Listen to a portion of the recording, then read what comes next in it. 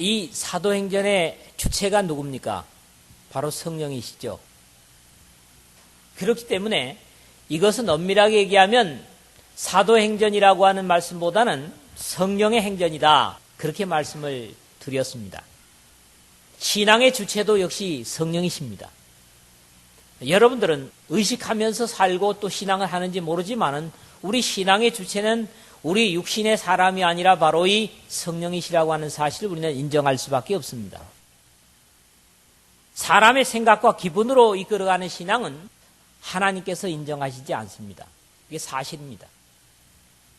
우리 기분에 좋고 우리 마음에 기쁘면 모든 것을 다 좋다고 생각하는 것은 잘못된 것입니다. 하나님의 성령께서 이 자리에 임재해 계시고 우리의 마음과 생각을 받으시고 또 우리의 관계를 주님께서 보시고 계신다는 사실을 늘 인식을 한다면 역시 성령의 인도를 받는 그런 귀한 믿음의 삶이 돼야 되는 것이죠. 예배에 있어서도 우리는 신령과 진정이라는 말을 하는데 역시 여기 성령과 더불어 연결되는 그런 말씀입니다. 신령이라고 하는 것은 영적으로 성령과 더불어, 진정이라는 건 뭡니까? 기록된 불변하는 하나님의 진리의 말씀, 이 절대적인 어떤 두 가지의 바탕으로 이 예배가 이루어져야 되는 겁니다. 그러므로 하나님의 성령 안에서, 말씀 안에서, 그리고 예수님의 희생의 십자가 안에서 이 예배가 이루어지는 겁니다. 그렇기 때문에 신령한 그리고 진정한 예배, 주님의 희생의 제사로 하나님 앞에 드려지는 예배가 되어야 된다는 것이죠. 오늘 본문의 내용에 보는 것처럼 성령이 계심을 알지 못하고 신앙생활하는 사람들이 1세기 그때도 있었고 지금도 역시 있습니다. 성령이 그때 계시다고 하는데 정말 계시는 건가? 우리 옆에 계시는 것인가? 그리고 성령을 의식하며 사는 사람이 있는가 하면 성령을 전혀 의식하지 않고 말하고 행동하고 사는 사람들이 그리스도인 중에서도 많다는 겁니다. 이것은 하나님을 엄밀하게 얘기하면 만홀히 여기는 겁니다. 우리 부모라도 옆에 계신 부모님을 무시하고 그리고 의식하지 않고 말하고 행동하면 그 부모는 얼마나 서운해합니까? 그런데 우리는 짐짓 하나님의 성령을 모시고 산다고 하면서도 성령을 의식하지 않고 사는 그런 일이 너무 많다는 거지요. 심지어는 이 교회당에 와서까지도 그럴 수 있습니다. 이것은 영적인 삶이 아니라 바로 육신적인 삶이라는 거지요. 이것은 하나님께서 받으실 수 있는 삶이 아닙니다. 어떤 제자들을 만나, 오늘 본문에 그랬거든요. 이 제자들이 어떤 제자인지를 여기서 침묵하고 있어요. 그런데 우리가 짐작하기로는 아무래도 18장 24절 이하의 아볼로와 같은 사람이 아니었겠는가 하는 거죠. 즉 하나님의 아들의 구속의 십자가를 아직 확실히 알지 못하고 요한의 세례까지만을 알면서 예수님의 이름만을 들먹이는 그런 아볼로와 같은 부류의 사람이 여기에 에베소에 있지 않았겠는가 하는 겁니다. 어떤 제자들을 만났습니다. 누가요? 바울이. 근데 공교롭게는 아볼로는 지금 어디에 있다고요? 고린도에 있다고. 아볼로가 고린도에 있을 때라고 하는 걸 전제로 합니다. 그러니까 아볼로는 하나님의 아들 예수 그리스도의 십자가의 구원의 진리와 희생의 역사, 그리고 십자가의 은총과 부활을 이미 브리스길라와 아굴라로부터 전해받고 완벽한 복음 속에 살면서 어디로 갔습니까? 아가야의 수도인 고린도로 넘어갔습니다. 아볼로는 거기 있는데 아볼로와 같은 어떤 제자들이 지금 에베소에 머물러 있다는 거지요. 그리고 바울이 이 제자들을 만났다는 겁니다. 너희가 믿을 때에 성령을 받았느냐? 아니라 우리는 성령이 있음도 듣지 못하였노라. 그렇게 고백을 하지요. 성령은 신앙생활에 있어서 성패를 좌우합니다. 왜요? 우리 신앙한다고 하는 것이 다른 종교와 다르게 뭡니까? 영적인 삶을 얘기하거든요. 그리고 우리가 하나님의 약속대로 물속에 장사 지내고 하나님의 거룩한 백성으로 거듭났을 때 이미 우리는 우리 마음으로 살아야 되는 사람들이 아니라 하나님의 성령의 심장으로 살아야 되는 사람들입니다. 그래서 결국 성령은 신앙생활에 있어서 실패와 성공을 좌우한다. 아무리 종교생활, 신앙생활을 잘한다고 할지라도 성령을 따라서 성령을 의식하고 성령의 의지대로 살지 않으면 그 사람 신앙에 성공하는 사람이 아닙니다. 그러나 사람들이 보기에 하잘것없고 연약할지라도 하나님의 성령을 의식하고 성령에 의지하여 자신을 드리면서 사는 삶은 주님 앞에 갔을 때는 영광을 누릴 거룩한 삶입니다. 바울은 이런 말씀을 하죠. 로마서 8장 13절에 보니까 너희가 육신대로 살면 반드시 죽을 것이로되. 지금 바울이 누굴 보고 하는 얘기입니까? 이 로마서 8장 13절은 믿음의 사람들을 향해서 하는 말씀입니다. 그런데 너희가 육신대로 살면 반드시 죽을 것이로되. 신앙 안에 있는 사람을 향해서 바울이 이런 경고를 주고 있어요. 육신대로 살면 반드시 죽을 것이로되. 여러분, 신앙생활을 한다고 할지라도 성령을 의지하지 않고 육신대로 살면 그대로 죽습니다. 그런데 그 뒤에 말씀이 중요해요. 영으로서 몸의 행실을 죽이면 살리니.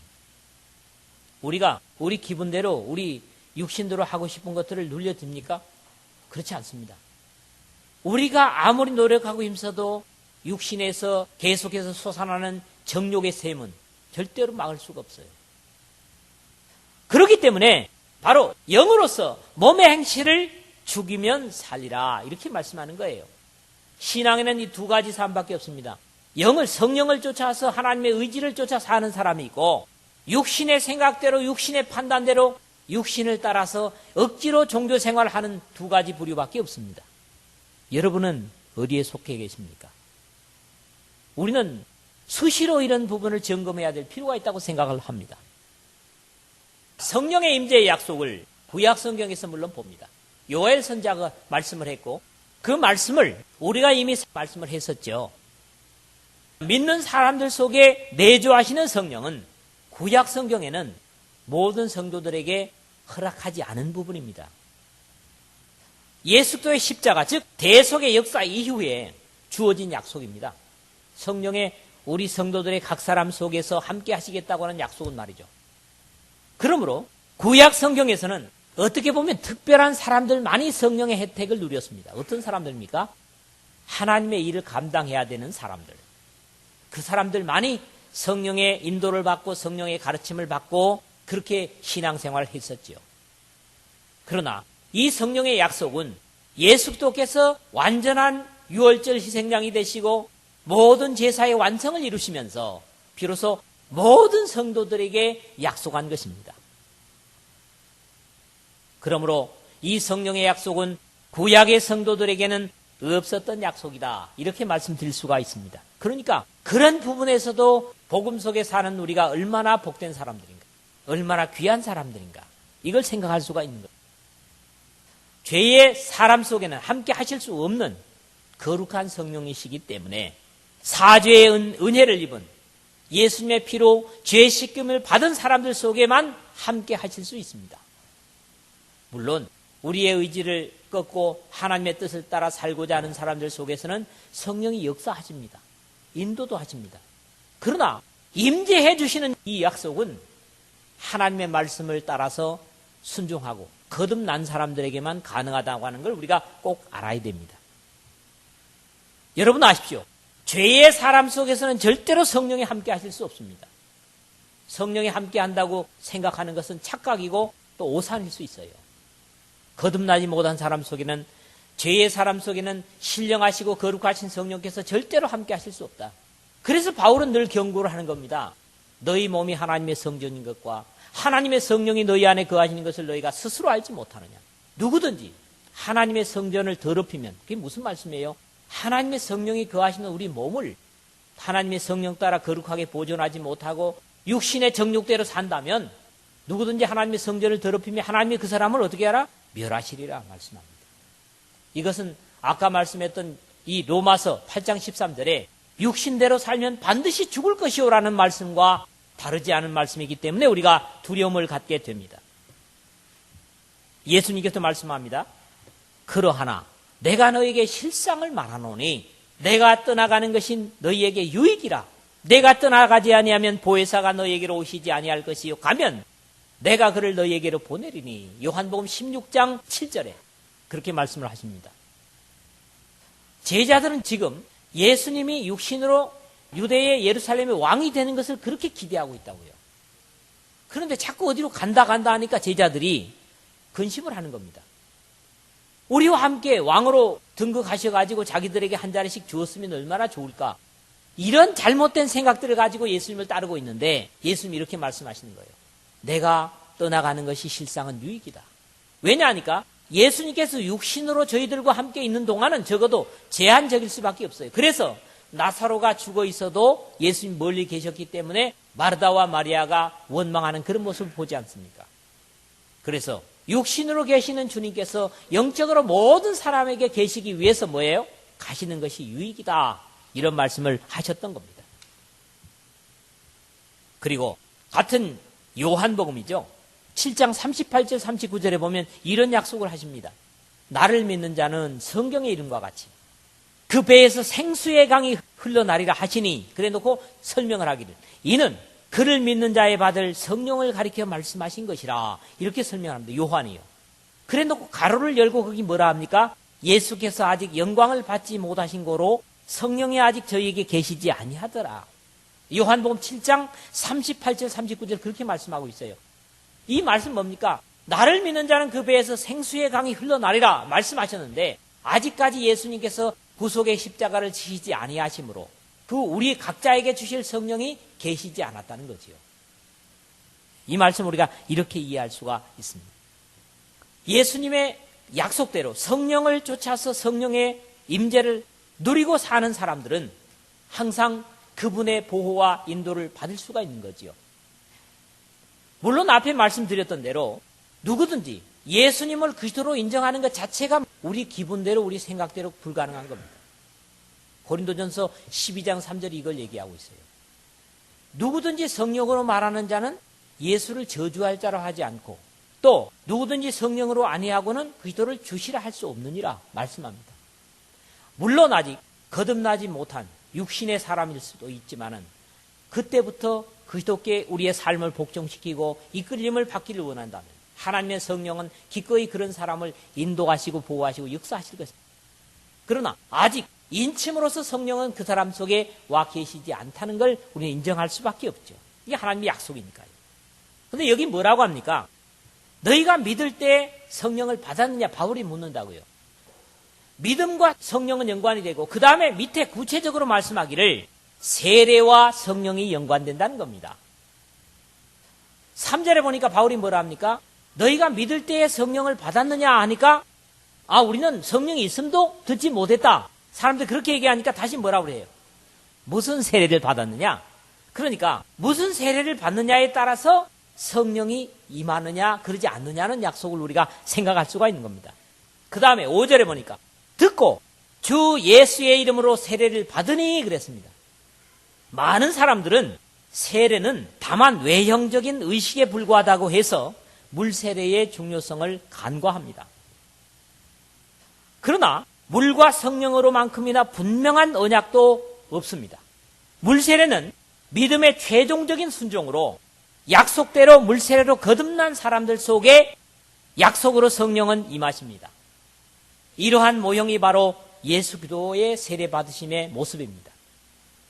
마태복음 3장 16절에 보면 예수께서 세례를 받으시고 곧 물에서 올라오실새 하늘이 열리고 하나님의 성령이 비둘기같이 내려 자기 위에 임하심을 보시더니 그랬다고요. 이게 모든 사람의 세례 그리고 성령의 임재의 전형입니다. 예수님 죄가 없으시면서도 세례를 받으신 것은 바로 그런 원리를 우리에게 보여주시기 위한, 그러므로 예수님께서 직접 하신 말씀 바로 성령의 말씀이면서 거듭남의 말씀을 요한복음 3장에서 하십니다. 3장 3절에 사람이 거듭나지 않으면 하나님 나라를 볼 수 없느니라 그래 놓고 5절에서 사람이 물과 성령으로 나지 않으면 하나님 나라에 들어갈 수 없느니라. 이것은 바로 우리가 하나님의 백성됨의 순서를 주님께서 말씀하시는 것입니다. 물로 하나님의 약속에 최종적으로 순종하고 그럴 때 하나님은 거듭난 그 하나님의 약속에 순종하는 사람에게 성령을 역시 선물로 주시는 성령의 세례를 약속하시는 것을 우리가 확신할 수가 있습니다. 그렇습니다. 우리에게 주신 성령은 예수님이 십자가 이전의 사람들에게는 주신 약속이 아니고 바로 예수님의 희생의 역사를 통해서 그것을 순종하고 우리를 기꺼이 드리는 사람들에게 주신 약속입니다. 그리고 이 약속은 복음 시대의 모든 사람들에게 동일하게 순종만 하면 주시는 약속입니다. 그렇기 때문에 여러분들이 의심할 여지가 없는 약속입니다. 다음으로는 성령이 어떤 분인가를 한번 생각했으면 합니다. 무엇보다도 가장 단순하게 말씀드릴 수 있는 건 뭐냐? 성령은 인격이시라는 거죠. 인격. 성령은 인격이십니다. 어떤 사람들은 성령은 단순히 하나님의 활동력이다, 능력이다 이렇게 치부해버립니다. 아닙니다. 성령은 인격이십니다. 요한복음 14장에서부터 16장까지 예수님께서는 이 땅에 오실 보혜사 성령에 대한 부분들을 아주 세세하게 제자들에게 말씀하셨고, 그러한 교훈들이 오늘 우리에게도 역시 같은 교훈으로 와집니다. 보혜사 곧 아버지께서 내 이름으로 보내실 성령, 그가 너희에게 모든 것을 가르치시고 내가 너희에게 말한 모든 것을 생각나게 하시리라 그랬어요. 여러분, 인격이 없는 존재는 가르칠 수 없습니다. 성령이 인격이라고 하는 사실에 있어서 예수님께서 오시면이라는 표현을 썼고 모든 걸 가르치시고 생각나게 하시리라 말씀하셨습니다. 그러므로 결국 성령은 그냥 아무렇게나 존재하는, 우리가 보면 의자나 옆에 있는 이런 존재가 아니라, 인격이라는 게 뭡니까? 생각하고 듣고 말하고 판단하는, 우리가 생각하는 것 이상의 어떤 존재라고 하는 것을 우리가 알아야 되겠죠. 그래서 바울은 우리에게 당부를 하죠. 하나님의 성령을 근심하게 하지 말라. 그 안에서 너희가 구속의 날까지 인치심을 받았니라. 에베소 4장 30절에 크게 말씀합니다. 성령을 근심하게 하지 말라는 거예요. 여러분, 성령이 우리를 보면서 근심하실 수도 있다는 겁니다. 제가 여태껏 말씀드리지 않았던 부분을 한번 말씀드리겠습니다. 우리 교회는 지금 CCTV 카메라가 설치되어 있습니다. 지하실 1층, 2층, 예배당 다 지금 녹화가 되고 있어요. 근데 죄송하지만 그것은 보이는 것이고, 보이지 않은 도청기가 지하실 식당에서부터 유년주일학교실, 그 다음에 휴게실, 교사실, 또 물론 제 방에도 있고요, 장로님실도 있고 소예배실도 있고 학생회실도. 그래서 여러분들이 어떤 이야기를 하든지 그게 죄송하지만 다 이미 녹음이 되고 있습니다. 기분이 어떠십니까?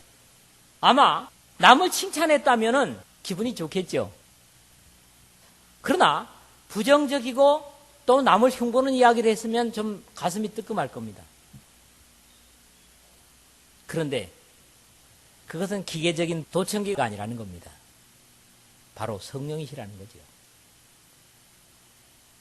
성령은 여러분들의 일거수일투족을 다 보십니다. 여러분의 안에서, 여러분 옆에서.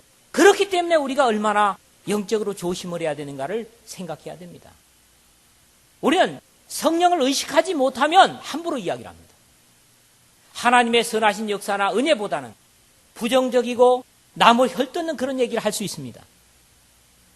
그런데 보십시오. 성령이 그것을 듣고 계신다는 사실을 알아야 됩니다. 왜요? 성령의 인격이시니까. 사람은 옆에 있으면 어떻습니까? 말을 조심하는데 우리는 사람이 옆에 없다고 생각하면 함부로 말합니다. 그런데 조심하십시오. 이제부터라도 조심하십시오. 그 말씀은 하나님께서 낱낱이 다 듣고 계신다는 사실을. 그러므로 믿음의 사람들은 함부로 말할 수 없습니다. 그리고 성령을 의식하고 사는 사람은 함부로 말하지 않습니다. 물론 여러분 각각의 집에도 마찬가지죠. 성령이 우리 안에 거하신다고 했기 때문에 우리의 모든 일거수일투족은 하나님의 나라에 다 기록이 되고 있습니다. 어떤 사람들이 얘기합니다. 하늘나라에 갔다 왔다는 사람들이 얘기하기를, 내가 가서 앉아보니까 자기가 했던 행동이 하나하나 다 영화처럼 그렇게 보이더라, 그런 얘기를 합니다. 거기에 대한 말은 우리가 신빙성을 가질 수 없지만은 하나님은 그러실 수 있는 분이십니다. 우리는 어떤 매체가 있어야 녹음을 합니다. 그러나 하나님은 이 공기 중에서도 우리가 한 말을 수집하실 수가 있으신 분이에요. 능력의 주님이시기 때문이죠. 보이지 않는 존재이기 때문이죠. 그렇기 때문에 성령을 의식한다고 하는 것은 바로 그런 겁니다. 여러분, 교회당에 왔을 때나 여러분 살 때나 성령을 의식하십시오. 그분은 인격이시고 여러분 옆에서 적어도 하나님으로 대우받기를 원하시는 분이십니다. 그런데 우리가 함부로 세상적으로 사는 것은 그분을 의식하지 않는 삶이라는 거지요. 믿음의 사람들이 그렇게 해서는 안 됩니다. 이것이 뭡니까? 바로 성령을 근심하게 만드는 것입니다. 내가 너를 위해서 십자가에 못 박힌 것은 그렇게 살게 하기 위해서가 아니다. 세상 사람들과 구별되고 거룩된 삶을 살기 위해서 내가 십자가를 졌다. 그런데 너는 왜 그렇게 사느냐? 내 너를 위하여 몸버려 피 흘려 모든 걸 다 주었거늘 너희는 나를 뭘 주느냐 하는 것보다 너희는 무엇을 하느냐? 주님은 이렇게 묻고 계십니다. 오늘부터 좀 더 성령에 예민한 사람들이 되시기를 주의 이름으로 축원을 드립니다. 무엇보다도 하나님의 성령은 진리의 영이십니다. 예수님께서 십자가로 나가시기 전에 이 진리의 성령에 대해서 제자들에게 자주 말씀하셨습니다. 저는 진리의 영이라. 세상은 능히 저를 받지 못하나니 이는 저를 보지도 못하고 알지도 못함이라. 그러나 너희는 저를 아나니 저는 너희와 함께 거하시며 또 너희 속에 계시겠습니다. 여러분을 향해서 예수님이 이렇게 말씀합니다. 세상은 성령을 알지 못한다. 그러나 너희는 성령을 안다. 그리고 너희 속에 계신다. 말씀하죠. 요한복음 14장 17절입니다. 그리고 내가 아버지께로서 너희에게 보내실 보혜사 곧 아버지께로 오시는 진리의 성령이 오실 때에 그가 나를 증거하실 것이요. 역시 요한복음 15장 26절에 진리의 성령이 오실 때에 그가 누굴 증거해요? 예수 그리스도를 증거하실 것이요. 내가 아버지께로 너희에게 보낼 보혜사 곧 아버지께로 나오시는 진리의 성령이 오실 때에 그가 나를 증거하실 것이요. 그 다음에는 그러하나 진리의 성령이 오시면 그가 너희를 모든 진리 가운데로 인도하시리니 그가 자유로 말하지 않고 오직 듣는 것을 말하시며 장래 일을 너희에게 알리시리라. 동일하게 요한복음 14장, 15장, 16장에서 한 번씩 성령께서 진리의 영이라는 사실을 우리에게 증거하고 계십니다. 성령은 진리의 영이시기 때문에 반드시 말씀과 함께 역사를 하십니다. 성령은 하나님의 말씀과 함께 역사합니다. 왜? 진리의 성령이시기 때문에. 말씀이 없는 곳에 하나님의 성령이 역사하지 않습니다. 그래서 말씀과 함께 하시는 성령임을 우리가 확신할 수 있습니다. 그래서 요한복음 16장 13절에 뭐랍니까? 내가 자유로 말하지 않고, 자유로라는 건 뭡니까? 내 기분대로 내 원하는 대로 말하지 않고 오직 듣는 것을 말하십니다. 하나님 아버지로부터 듣는 것을 말하신다 했어요. 누가요? 예수 그리스도께서 말씀하십니다. 그래서 성령은 이렇게 인격이시기 때문에 우리에게 어떤 일을 하십니까? 위로하십니다. 여러분, 사람의 위로보다도 믿음의 사람들은 성령의 위로를 사모해야 됩니다. 왜요? 보혜사이시기 때문에, 파라클레토스이기 때문에.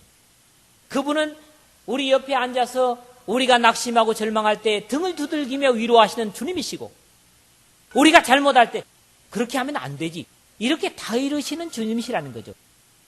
이런 분이 누구라고? 그래서 보혜사십니다. 그래서 성령께서는 우리를 위로하시는 분이십니다. 어떤 때 위로하실까요? 믿음으로 살려고 힘쓰는데 세상의 장애를 만나고 시험을 당하고 어려움을 당할 때, 그럴 때 성령은 여러분의 심령을 위로하실 것입니다. 그러므로 하나님의 진리로 살려고 세상 속에서 힘쓰고 애쓰는 사람들을 하나님은 위로하시고 격려하십니다. 성령을 통해서. 그래서 어떻습니까? 믿음으로 사는 사람이 낙심치 않는 것이죠. 왜? 성령의 위로가 함께 하시기 때문입니다. 무엇보다도 성령은 믿음 안에서 우리로 하여금 기뻐하게 하십니다. 누가복음 10장 21절에 이런 말씀이 있어요. 이때에 예수께서 성령으로 기뻐하사. 여러분, 예수 그리스도께서는 성령으로 기뻐하셨습니다. 동일하게 하나님의 백성들이라면, 우리가 예수 그리스도의 은혜로 통해서 하나님의 자녀가 된 사람들이라면 성령으로 기뻐해야 됩니다. 이것은 세상에 주는 기쁨과 다른 기쁨을 우리에게 가르치고 있는 것이죠. 이렇게 성령은 우리에게 위로하시고 기쁨을 주시고 그 다음에 어떻게 해요? 가르치신다고 앞에서 제가 말씀을 드려왔습니다. 성령은 우리에게 하나님의 진리를 가르치십니다. 또 생각나게 하십니다. 우리는 하나님께 속하였으니 하나님을 아는 자는 우리의 말을 듣고 하나님께 속하지 아니한 자는 우리의 말을 듣지 아니하나니 진리의 영과 미혹의 영을 이로써 아느니라. 요한은 말씀합니다. 역시 신앙의 부분들을 분별하게 만드십니다. 어느 것이 참이고 어느 것이 진리인가 바로 판단할 것은 뭡니까? 우리의 육신이 아니라 바로 우리 안에 거하시는 성령이 바른 판단을 해 주실 것이라고 하는 약속이죠. 세 번째로 생각할 것은 그러한 성령이 우리 안에 충만해 계셔야 된다는 거지요. 그래서 뭐랍니까? 성령의 충만을 받으라. 성령으로 행하라 이런 당부를 주고 있습니다. 에베소서 5장 18절에 말씀합니다. 술 취하지 말라 이는 방탕한 것이니 오직 성령의 충만을 받으라. 그러면 이게 뭐입니까? 우리의 의지에 따라서 성령은 충만할 수도 있고 빈약할 수도 있다 이런 얘기입니다. 성령은 억지로 우리 속에 충만히 거하시는 것이 아니라 성령의 충만함을 받으라고 하는 것으로 봐서 우리의 의지에 따라 성령에 충만할 수도 있고 그렇지 않을 수도 있다 이런 말씀이거든요. 그렇기 때문에 이런 당부의 말씀을 주지 않겠습니까? 갈라디아서 5장 16절에 바울은 다시 당부를 합니다. 내가 이르노니 너희는 성령을 좇아 행하라. 그리하면 육체의 욕심을 이루지 아니하리라. 우리가 육신의 욕심대로 좇아 행하면 어때요? 성령의 앞에서 근심한다 그랬습니다. 그래서 성령을 좇아 성령의 의지대로 따르면 우리의 육신의 욕심을 이루지 않는다. 중요한 약속이죠. 그렇습니다. 마지막으로 경계되는 것은 성령을 거역하는 것은 사심을 받을 수 없다는 겁니다. 심지어는 예수님을 거역해도 육신으로 와 계신 예수님을 거역해도 용서를 받는데 성령을 거역하는 것은 용서를 받을 수 없다 성경이 말합니다. 마태복음 12장 32절 그리고 누가복음 12장 10절을 보면 또 누구든지 말로 인자를 거역하면 사심을 얻되 누구든지 말로 성령을 거역하면 이 세상과 오는 세상에도 사심을 얻지 못하리라 말씀합니다. 두려운 말씀이죠. 자, 이 말씀을 누가복음은 똑같이 하는데 12장 10절에서 뭐라 하냐니까 성령을 모독하는 자는 이렇게 합니다. 앞에서 저는 말씀을 드렸죠. 여러분 안에 계시고 여러분 주위에 계시는 성령을 말씀드렸습니다. 그런데 우리는 짐짓 성령의 의지를 거스릴 수 있다는 거죠. 왜요?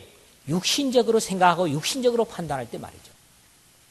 우리가 영적으로 깨어있고 하나님의 성령을 쫓아 행하고자 하면 하나님의 성령이 원하시는 것을 하고자 합니다. 그러나 우리가 육신의 사람이 되어가지고 성령의 의지보다는 육신적으로 판단하고 육신적으로 생각해서 성령의 의지를 거스릴 수 있다는 거죠.